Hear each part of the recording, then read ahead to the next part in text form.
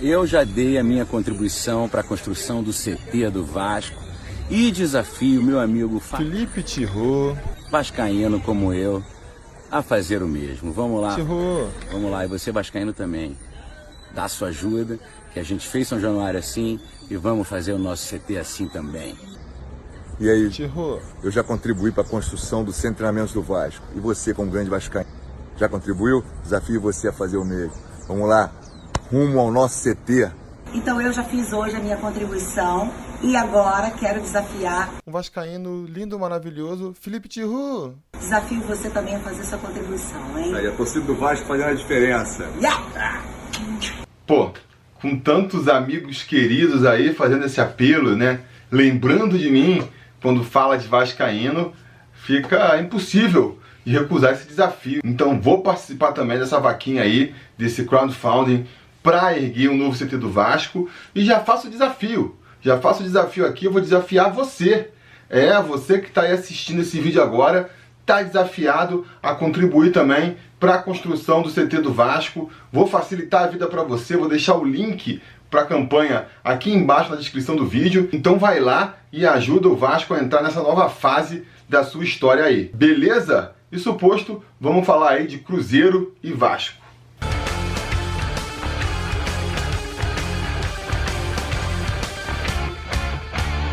Fala, torcida vascaína, Felipe Tirô de volta na área para falar de jogo do Vascão, porque nesse domingo, às 7 horas da noite, com transmissão do Sport TV para todo o Brasil, menos para Minas Gerais, o Vasco vai até Belo Horizonte enfrentar o Cruzeiro pela 17ª rodada do Campeonato Brasileiro da Série A. Uma chance de ouro do Vascão aí, de conseguir emplacar uma sequência de vitórias fundamental, se a gente quiser almejar algo maior nessa competição. Afinal de contas, a gente vem de uma vitória aí contra uma equipe difícil de ser batida, que é o São Paulo, candidata ao título, na minha opinião. Vamos enfrentar na próxima rodada o Bahia em São Januário. O Bahia, que é uma equipe que tem que ser respeitada também, mas em São Januário o Vasco vai ser sempre favorito.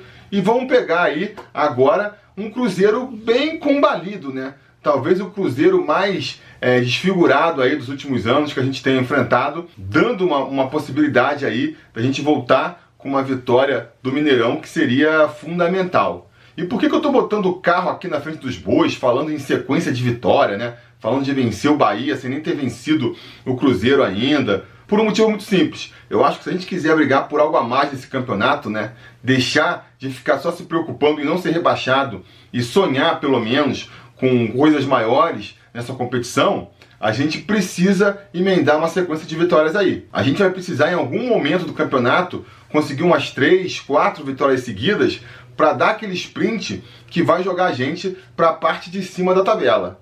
Sem isso acontecer, vai ser muito difícil. Vai ser muito difícil da gente sair dessa água da salsicha aí, dessa parte de baixo da tabela e chegar na parte de cima. E aí, analisando a tabela, a gente pode perceber que esse é um daqueles momentos em que a gente pode vislumbrar isso acontecendo. O Vasco conseguindo encaixar uma série de vitórias aí, porque, que nem eu falei, né? O Cruzeiro ele não vem bem na competição, está envolvido em vários problemas extracampo aí que sempre acabam transbordando para dentro do futebol. Tanto que o time não vem bem no Campeonato Brasileiro, tá lá na 16ª posição, uma posiçãozinha acima só da zona de rebaixamento, 15 pontos, só 3 vitórias na competição. Então é um time que ainda não conseguiu engrenar, né? Mesmo com a chegada do Rogério Ceni. Acredito que muitos vão falar nesse momento, pô, Felipe, Rogério Ceni chegou aí, as coisas já mudaram de figura, o time já melhorou, já voltou a vencer.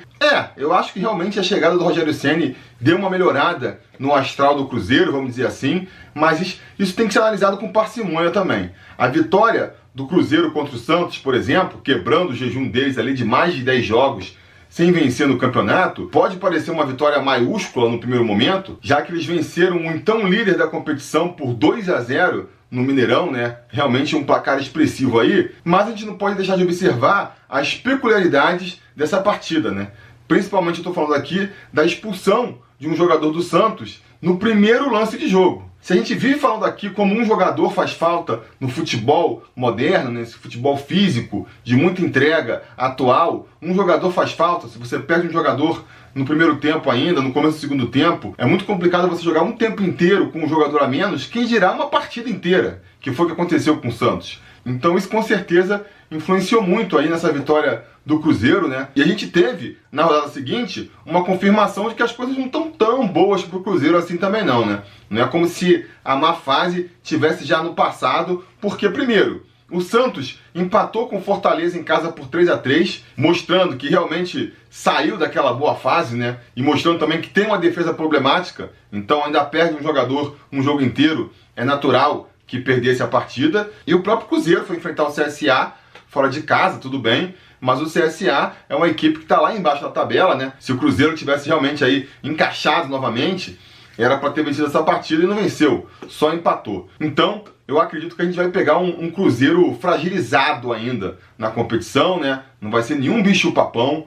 O Vasco, por outro lado, vem numa crescente aí, vem de uma bela partida contra o São Paulo. Então, acho que dá para sonhar com essa vitória. Não estou aqui considerando o jogo já ganho, óbvio que não. Não estou considerando nem mesmo o Vasco favorito. Eu acho que é um jogo que está aberto, mas eu acho que existe essa possibilidade. O Vasco tem uma chance de ouro, que nem eu falei aí, de voltar com uma vitória do Mineirão e tentar emplacar então uma sequência de vitórias para a gente esquecer de vez essa coisa de rebaixamento e começar a sonhar com ambições maiores, né? Mesmo que a gente não conquiste nada de mais grandioso, uma vaga na Libertadores, por exemplo, só da gente entrar numa competição podendo sonhar com isso, já seria muito mais prazeroso do que ficar só brigando para não ser rebaixado, não é mesmo? Mas, repito, não é um jogo ganho, muito pelo contrário. Acredito que mesmo que o Vasco vença, vai ser uma partida difícil. Eu não acredito no Vasco tendo vitória fácil em nenhum jogo dessa competição, essa que é a verdade. O Cruzeiro, por pior que seja a fase que ele esteja passando, tem um elenco muito recheado. Pô, tem Thiago Neves, Fred, Dedé, Fábio.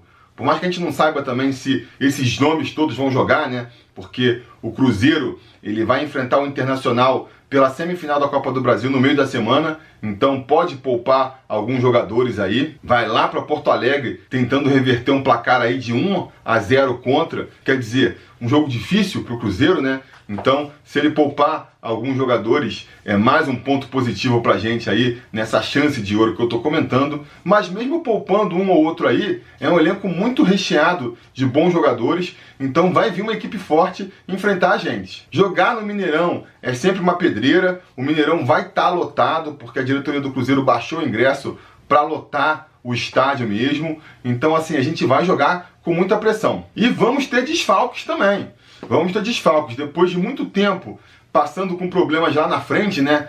Sem poder contar com o Rossi, teve o Thales Magno convocado para a seleção, o Marrone ficou suspenso, o próprio Marco Júnior. Enfim, depois de muitos jogos tendo muitos problemas lá na frente, a gente finalmente vai conseguir ter o que dá para escalar de melhor no ataque, mas aí teve desfalque na defesa. Tanto o Henrique quanto o Leandro Castan estão suspensos para essa partida, então a gente vai ter que ir com a linha defensiva aí meio desfigurada. Mas até para comentar sobre isso, vamos então falar sobre a provável escalação do Vasco para essa partida. O Vasco que vai com Fernando Miguel no gol, na lateral direita Iago Pikachu, ao seu lado Osvaldo Henriques, e até aí nenhuma novidade, né? Nada muda no setor defensivo, as mudanças vêm daqui para frente, porque Ricardo Graça muito provavelmente entra na vaga do suspenso Leandro Castan. Digo muito provavelmente porque ele sentiu um desconforto aí durante a semana, não participou do último coletivo. A princípio não preocupa, mas caso ele não melhore como esperado, a gente pode ter o Wehrle jogando ali naquela posição, né? Aí já é mais complicado. Se a gente for de Ricardo Graça, eu nem me preocupo tanto. É claro, sem o Castan a gente perde ali uma referência no time, né? Uma liderança, um jogador que impõe mais respeito no adversário e até mesmo na arbitragem, né? Mas tecnicamente, pelo que o Ricardo Graça vinha jogando antes do Leandro Castan voltar, eu acho que a gente não perde muito não. Agora, se entrar o Wehrle, aí a coisa muda de figura, né? Até porque o Wehrle, além de estar muito mal, pelo menos quando saiu do time estava muito mal, ainda vai jogar torto, né? Vai jogar do lado que ele não gosta. Se entrar ele nesse time aí, ou ele ou o Osvaldo Henriques vai ter que jogar fora de posição, e isso é sempre um problema a mais. E aí nesse momento você pode estar se perguntando, pô, mas e o Breno? Não seria a chance perfeita para o Breno entrar nesse time? Pois é, o Breno tá vindo de uma situação complicada, né, gente? Ele tá mais de um ano parado aí, tem um problema crônico no joelho, então a posição do departamento médico é de agir com muita cautela na volta dele. Por conta disso, eu não acredito no Breno voltando de um dia para o outro já como titular, não. A gente, quando vir o Breno voltando aí a campo, vai ser no final de uma partida, para jogar 10 minutos, depois bota 30, e conforme eles forem tendo ali, tanto o departamento médico do Vasco quanto o próprio atleta tiverem recobrando a confiança ali no futebol, aí ele volta em definitivo, o que na minha opinião deve acontecer só na próxima temporada mesmo, se acontecer. Finalmente, fechando a linha defensiva ali pela lateral esquerda, a gente vai ter mais uma mudança. Danilo Barcelos volta para a posição, porque o Henrique está cumprindo suspensão aí. O Danilo Barcelos, que foi pivô aí de uma grande discussão no pós-jogo da partida contra o São Paulo. Eu critiquei o futebol dele, muita gente elogiou, porque ele participou dos 2 lances de gol, né? O escanteio para o gol do Thales foi cobrado por ele, e o cruzamento para o gol do Felipe Bastos também veio dos pés do Danilo Barcelos. E eu não questiono que com a bola parada, o Danilo Barcelos é realmente muito bom. Ele vinha em uma fase até nesse quesito, quando ele foi barrado pelo Henrique, mas na partida contra o São Paulo, mostrou que nisso aí, pelo menos, ele melhorou. E antes que vocês me critiquem, falando que o cruzamento aí pro gol do Felipe Bastos não foi com bola parada, eu sei que não foi, mas foi quase como se fosse, né? Porque ele pegou a bola ali pela esquerda, teve toda a liberdade do mundo para parar, olhar para a área, ver quem estava entrando, bater. Foi quase como se fosse uma falta ali, não foi num lance de correria,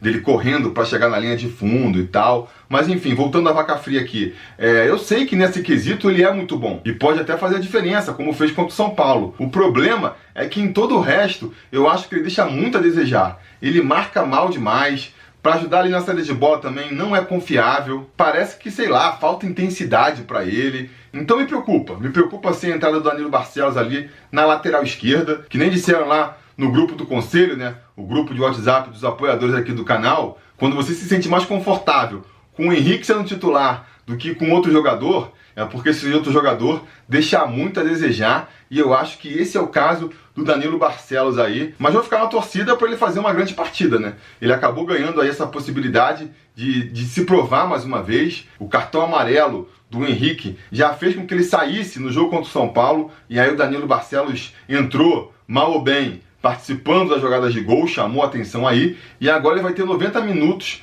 uma partida inteira, para provar que pode ser melhor para o time do que o Henrique. Para isso, ele vai ter que continuar indo muito bem aí nos cruzamentos, nas bolas paradas, e mostrar um pouquinho de qualidade, pelo menos marcando ali, saindo para o jogo, né? Se ele conseguir isso, ele volta a ser titular do time e vai ser muito bom. Tô torcendo por isso, porque é mais uma opção aí pro Vanderlei Luxemburgo, né?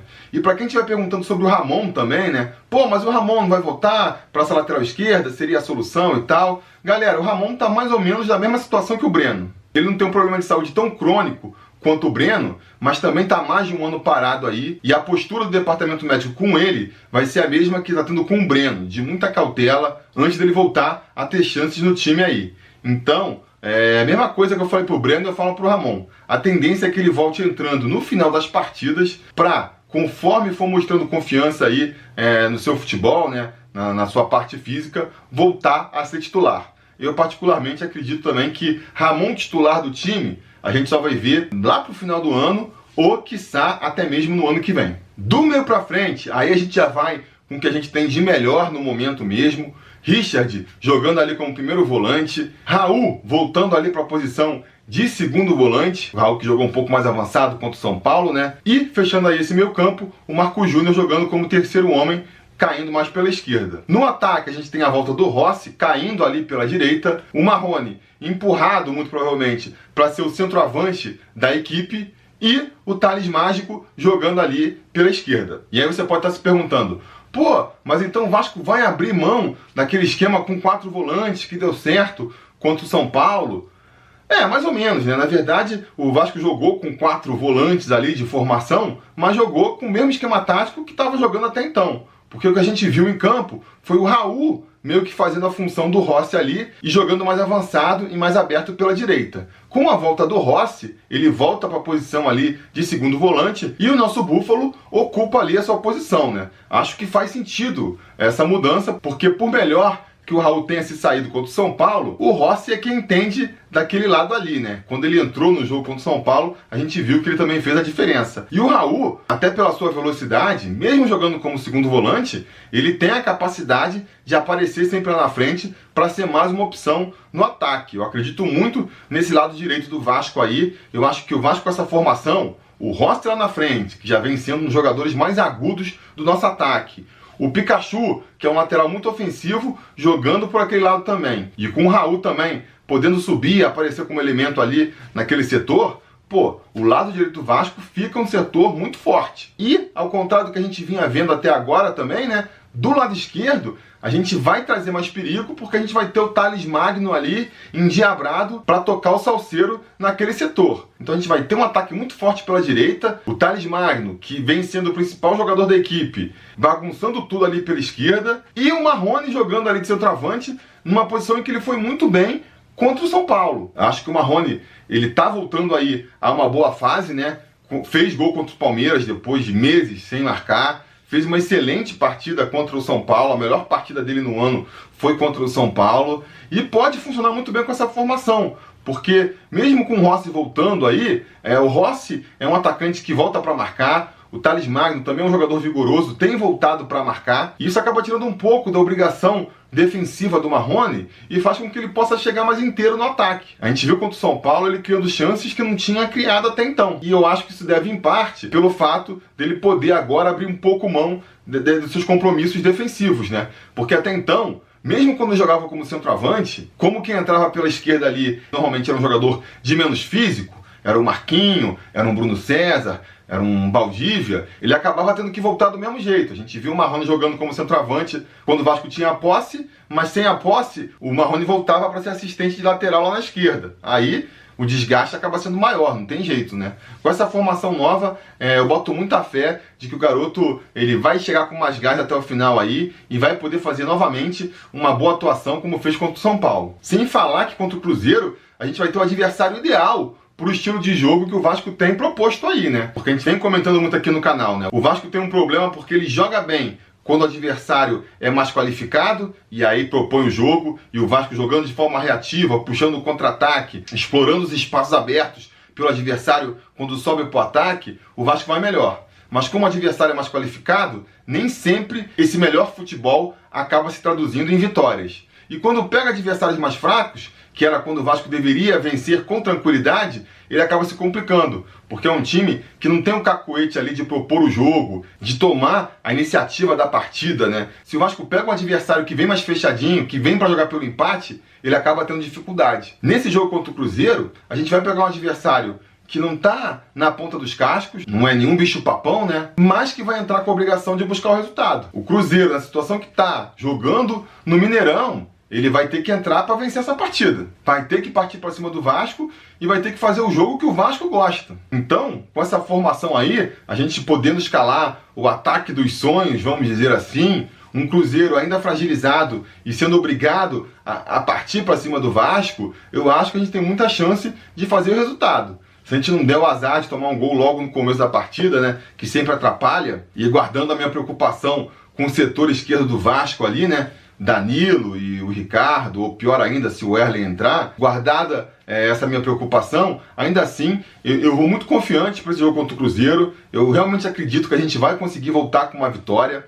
Repito, não vai ser fácil, nunca é fácil, mas eu acho que a gente vai conseguir vencer sim. Eu vou apostar a gente vencendo por 2-1 essa partida, vou apostar nos gols saindo ali pela direita, um com o Rossi e um com o Pikachu. E já que a gente entrou aí na parte das apostas, vou chamar aqui o Paulo Davi, o gato mestre da última rodada, acertou o placar do jogo contra o São Paulo e o autor de um dos gols. A gente teve no Bolão sobre Vasco da última rodada 5 apostas nesse placar do Vasco ganhando por 2-0. Dessas 5, 4 apostas contavam com o Thales Magno fazendo um dos gols. Ninguém acertou que o Felipe Bastos faria o outro. Aí já seria gato mestrice demais, né? E aí, nesse caso, o critério de desempate é quem aposta primeiro vira o gato mestre da rodada. O Paulo Davi, então, ganhou pela primeira vez aí esse título, né? Ele que já tinha acertado o placar em outras rodadas e justamente perdido ali nesse critério de desempate, dessa vez levou e por isso, além de estar concorrendo aí a ser gato mestre da temporada, concorrendo a ganhar uma camisa sobre Vasco no final do ano, ainda ganha o direito de vir aqui agora dar o palpite dele aí para a próxima partida. Então diz aí, Paulo, qual é a sua expectativa para Cruzeiro e Vasco? Fala galera, saudações vascaínas. Eu me chamo Paulo Davi, sou da cidade de Crato, no Ceará, e sou membro do Conselho sobre Vasco e gato mestre da última rodada, tá certo? Então, meu palpite para essa próxima rodada, Vasco e Cruzeiro, vai ser 1-0 Vasco, igual em 2017, vamos vencer lá com gol de zagueiro, viu? E dessa vez vai ser o Henriques, gol do Henriques. Felipe Tirux, anota aí, Vasco 1-0, gol do Henriques, certo? Saudações vascaínas e vamos apoiar o canal, galera. Tamo junto. Então tá aí, palpite do Paulo Davi, tomara que ele esteja certo também, ou que ele esteja certo. O importante é que o Vasco volte com essa vitória lá do Mineirão. Termino aqui reforçando o conselho do Paulo, né? Se você quiser participar aí do Bolão sobre Vasco, entrar no nosso grupo exclusivo no WhatsApp, entre outros benefícios, e principalmente ajudar o canal a continuar no ar, produzindo cada vez mais e melhor, considere se tornar um apoiador aqui do canal. Você pode fazer isso lá no apoia.se/sobrevasco ou sendo um membro aqui no YouTube, ajuda demais a gente. No mais, fica aquele pedido de sempre, né? Curtir o vídeo, assinar o canal caso ainda não tenha assinado, ligar o sininho de notificações para ser avisado quando tem vídeo novo, porque se tudo der certo e nada der errado, depois da partida a gente volta com mais um vídeo aqui para comentar o resultado. Beleza? Tá combinado? Então tá combinado. A gente vai se falando. A realização desse vídeo só foi possível graças ao apoio inestimável dos conselheiros do Sobre Vasco. Ajude você também ao Sobre Vasco continuar no ar, se tornando um apoiador em apoia.se/sobrevasco ou sendo um membro do canal aqui no YouTube.